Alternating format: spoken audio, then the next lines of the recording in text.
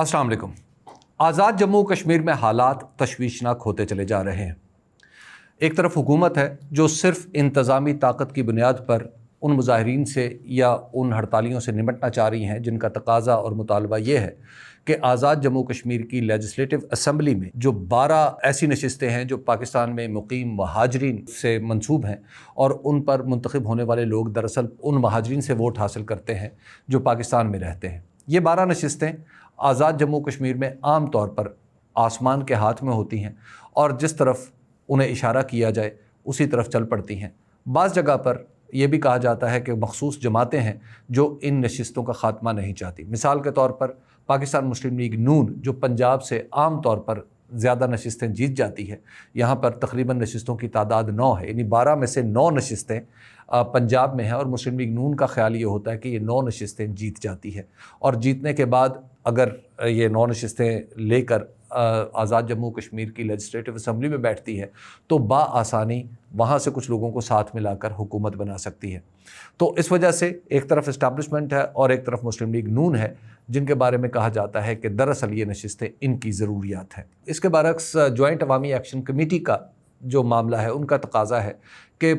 आज़ाद जम्मू कश्मीर की हुकूमत यहाँ के लोगों के सामने जवाबदेह होनी चाहिए। इस वजह से ये जो 12 नशिस्तें हैं जो बाहर से लोग आते हैं और उनकी बुनियाद पर यहाँ पर हुकूमत बन जाती है, तो ये लोग तो हमें जवाबदेह नहीं हैं बल्कि ये लोग कहीं और जवाबदेह हैं। तो इसलिए आज़ाद जम्मू कश्मीर के अंदर के जो मामलात हैं वो इन लोगों के सुपुर्द नहीं होने चाहिए। अब ये मुतालबा तो बड़ा पुराना था लेकिन इस वक्त इसमें शिद्दत पैदा हो गई है कि जॉइंट अवामी एक्शन कमेटी ने कहा है कि हम इस मुतालबे से टलेंगे नहीं और दूसरी तरफ हुकूमत है वो कहते हैं कि हम ये मुतालबा मानेंगे नहीं। एक बीच का रास्ता निकला था और वो रास्ता ये था कि इन नशिस्तों को मखसूस कर दिया जाए। ये पाकिस्तान पीपल्स पार्टी का आइडिया था और हाल ही में बिलावल भुट्टो जरदारी साहब ने कौमी असम्बली में इसे दोहराया भी है। उन्होंने कहा कि ये जो नशिस्तें अगर इन्हें मखसूस कर दिया जाएगा तो उसका नतीजा ये होगा कि जो पार्टी भी टेरिटोरियल सीट्स यानी आज़ाद जम्मू कश्मीर के अंदर की नशिस्तों पर अक्सरियत हासिल करेगी उसी को ज़्यादातर ये नशिस्तें भी मिल जाएंगी और ज़ाहिर है इन लोगों का इंतखाब जो मुतल्लिका जमातें होंगी वो महाजरीन में से करेंगी। ये एक रास्ता हो सकता है लेकिन इस रास्ते में ख़दशा ये है कि ये बदस्तूर असम्बली के अंदर अदम इस्तेहकाम के लिए इस्तेमाल हो सकेंगी। फिर दूसरा रास्ता ये निकला था कि हुकूमत ने किसी दर्जे में ये माना था कि इनको 6 कर देते हैं 12 की बजाय, और 6 नशिस्तों पर अगर लोग मुंतखब होंगे तो 6 का ग्रोह या 6 का ग्रुप इतना छोटा होता है कि वो बहुत बड़ा किरदार नहीं प्ले कर सकेगा आज़ाद जम्मू कश्मीर की असम्बली में। लेकिन दूसरी तरफ से जो जॉइंट अवामी एक्शन कमेटी है उसने कहा था कि आप 6 नहीं आप 4 करें। और 6 और 4 का फ़र्क क्यों आ रहा था, उसकी वजह यह थी कि हुकूमत की तरफ से ये ऑफ़र की गई थी कि 1 लाख वोटर्स पर अगर एक टेरिटोरियल सीट है यानी जो आज़ाद जम्मू कश्मीर के अंदर है तो वही पैमाना अगर उन महाजरीन पर अप्लाई किया जाए जो पाकिस्तान में मुकीम है तो फिर यहाँ पर भी उनकी नशिस्तों की तादाद तकरीबन 6 बन जाती है क्योंकि मजमूई तौर पर तादाद उनकी 6 है। लेकिन अगर वोटर लिस्टों को देखें तो वो कोई 4.5 लाख के करीब है। तो जॉइंट अवामी एक्शन कमेटी का ख्याल था कि ये ज़्यादा से ज़्यादा 4 नशिस्तें हो सकती हैं। जब मामला यहाँ तक पहुँचे तो ये एक दरमियानी सूरत थी जो सभी फरीक जिस पर काम कर रहे थे। लेकिन हुकूमत का कहना है, मेरी कुछ लोगों से बात हुई, बल्कि कमर ज़मान कायरा साहब जो इन मुज़ाकरात में शामिल थे उनसे मेरी बात हुई तो उन्होंने मुझे बताया कि एक मौके पर उन्होंने जॉइंट अवामी एक्शन कमेटी के कारपरदाजों को कहा कि अब आप हद से बढ़ रहे हैं और आप हमें वक्त दें, जबकि जॉइंट अवामी एक्शन कमेटी ने वक्त देने से मना कर दिया। उन्होंने कहा कि नहीं जी, ये मुतालबात पहले भी काफ़ी देर लटक चुके हैं तो लिहाजा इन मुतालबात को अभी तस्लीम किया जाए और असम्बली मौजूद है और उस असम्बली से तरमीम करवा ली जाए जो अबूरी आइन है। तो इस पर हुकूमत ने कहा नहीं जी, हम तो बाकी तमाम सियासी जमातों से भी मिलेंगे। और उस जो मीटिंग में जो लोग शामिल थे उनमें से मुझे एक हुकूमती ज़रिए ने बताया था कि दरअसल हम सोच ये रहे थे कि अगर आज हमने ये मुतालबात इनके मान लिए तो कल कोई इससे बड़ा कोई मुतालबा लेके आ जाएंगे, तो हम चाहते थे कि कुछ वक्त मिले ताकि इस मुतालबे को डिले किया जाए और इलेक्शन हो जाए। शायद ये चीज़ जॉइंट अवामी एक्शन कमेटी ने भी भांप ली और इसलिए उन्होंने वक्त देने से इनकार कर दिया। बहरहाल ये एक सियासी मसला है जो अब एक डेडलॉक की सूरत इख्तियार कर चुका है। ایک طرف حکومت ہے جو مکمل طور پر انتظامی طاقت سے ان مظاہرین سے نمٹنا چاہتی ہے، اور انتظامی طاقت اس کے پاس کیا ہے؟ انہوں نے سب سے پہلے کیا کیا کہ جوائنٹ عوامی ایکشن کمیٹی کو کالعدم قرار دے دیا، اس کے 4 لوگوں کے اوپر دہشت گردی کے مقدمات قائم کر دیے، اور اب تازہ کام یہ کیا کہ 150 لوگ جن کا تعلق جوائنٹ عوامی ایکشن کمیٹی سے ہے انہیں 4تھ شیڈیول میں شامل کر دیا۔ 4تھ شیڈیول میں شامل کرنے کا مطلب کیا ہے؟ 4تھ شیڈیول دراصل انسداد دہشت گردی ایکٹ کا ایک حصہ ہے، اور اس میں جب کسی شخص کا نام ڈال دیا جاتا ہے تو اس پر سرکار کی طرف سے الزام لگایا جاتا ہے یا اس شک و شبے کا اظہار کیا جاتا ہے کہ یہ شخص شدت پسندی کی کارروائیوں میں ملوث ہے، یہ کہیں فساد کا یا دہشت گردی کا باعث بن سکتا ہے، اور یہ معاشرے میں شدت پسندی اور انتہا پسندی پھیلا رہا ہے۔ تو ایسے اشخاص پر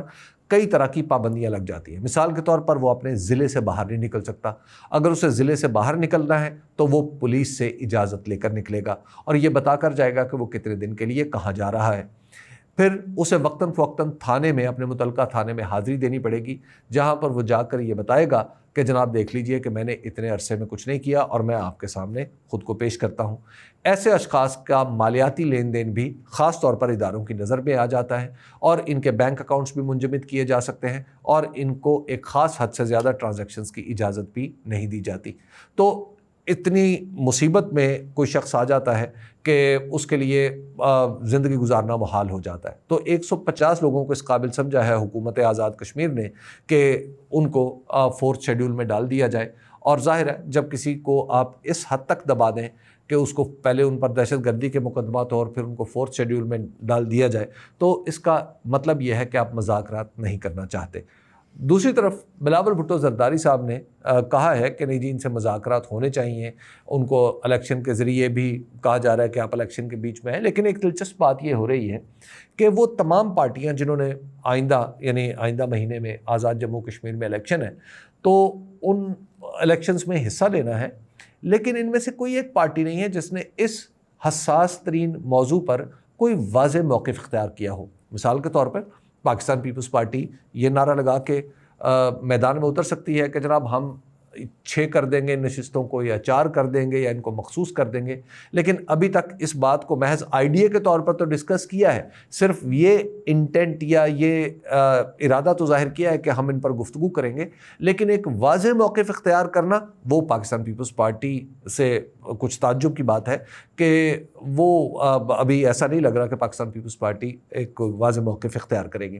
پاکستان مسلم لیگ نون کھل کے بات کر رہی ہے کہ جناب ہم تو ان نشستوں کے ساتھ ہیں، ہم تو انہیں کسی صورت ختم نہیں ہونے دیں گے، اور پاکستان مسلم لیگ نون نے اپنے کینڈیڈیٹس کا بھی اعلان کر دیا ہے۔ پاکستان تحریک انصاف مظاہرین کے ان مطالبات کے ساتھ ہے، لیکن پاکستان تحریک انصاف فی الوقت اس پوزیشن میں نہیں ہے اس مطالبے کی بنیاد پر الیکشن لڑے اور جیت جائے، عین ممکن ہے جیت بھی سکتی ہے۔ پاکستان مسلم لیگ نون کے برعکس پاکستان تحریک انصاف سے ابھی تک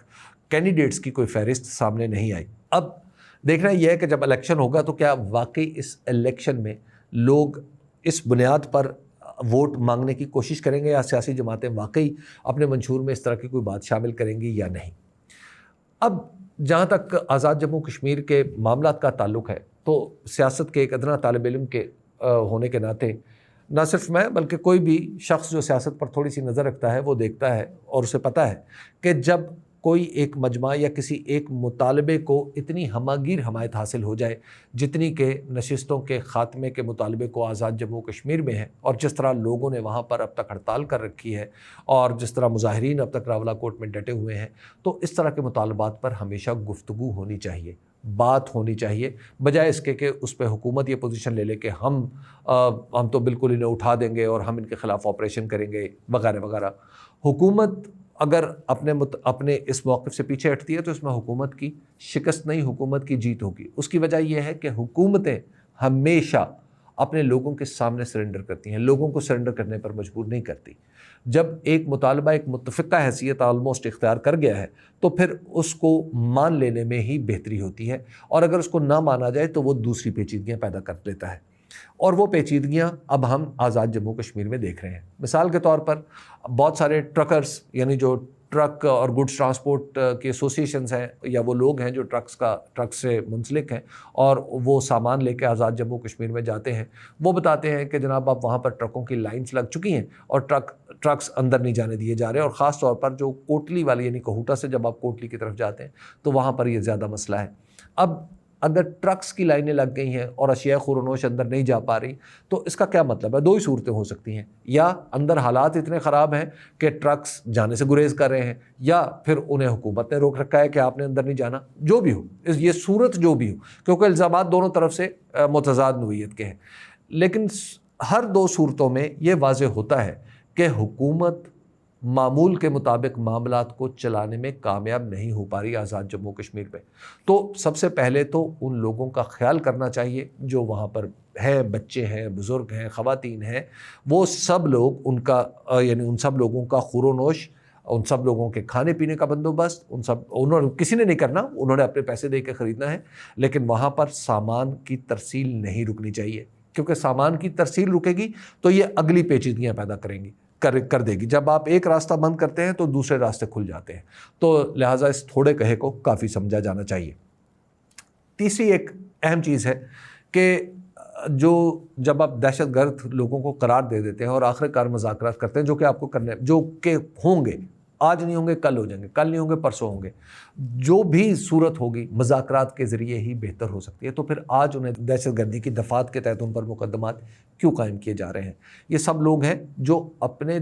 ایک دستوری مطالبہ لے کر سامنے آئے ہیں۔ وہ کوئی ایسا مطالبہ نہیں کر رہے کہ ہم نے پاکستان سے الگ ہونا ہے، وہ پاکستان کی حکومت سے کوئی ایسا مطالبہ نہیں کر رہے کہ ہمیں یہ دو، وہ صرف ایک بات کر رہے ہیں کہ ہم چاہتے ہیں کہ آزاد جموں کشمیر کی حکومت آزاد جموں کشمیر کی ٹیریٹری یعنی اس کی ریاستی حدود میں رہنے والے لوگوں کے سامنے جواب دہ ہو، نہ کہ وہ 12 ایسے کندھوں پر سوار ہو کے آئے جو آزاد جموں کشمیر کے لوگوں کو جواب دہ نہیں ہیں، اور ان میں سے بہت سارے وزیر بھی بن جاتے ہیں جنہوں نے کبھی نہ وزارت دیکھی ہے، نہ ان کا تجربہ ہوتا ہے، نہ آزاد جموں کشمیر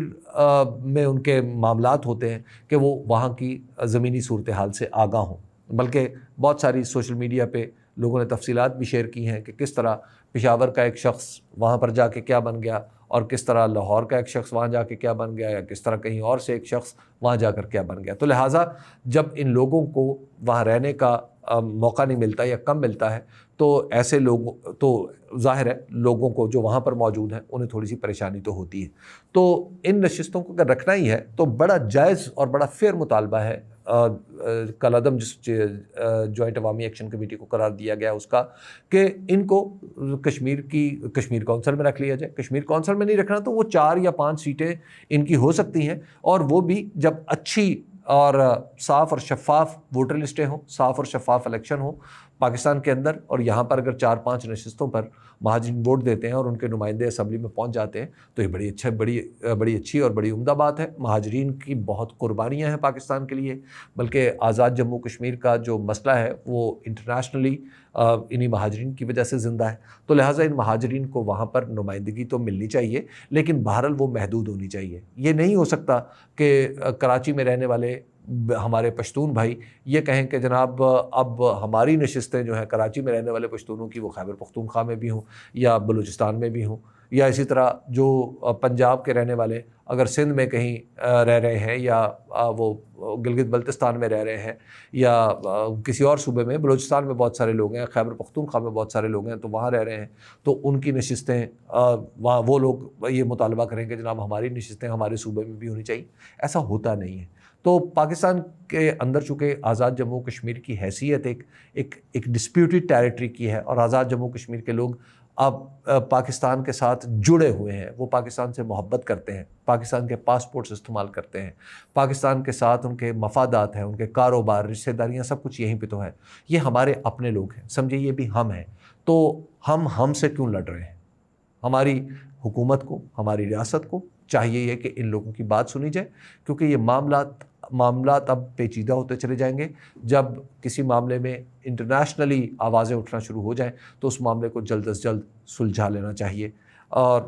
دعا یہ ہے کہ دونوں طرف ایک سینٹی پریویل کرے، دونوں طرف لوگ ایک دوسرے کی بات سمجھنے کی کوشش کریں۔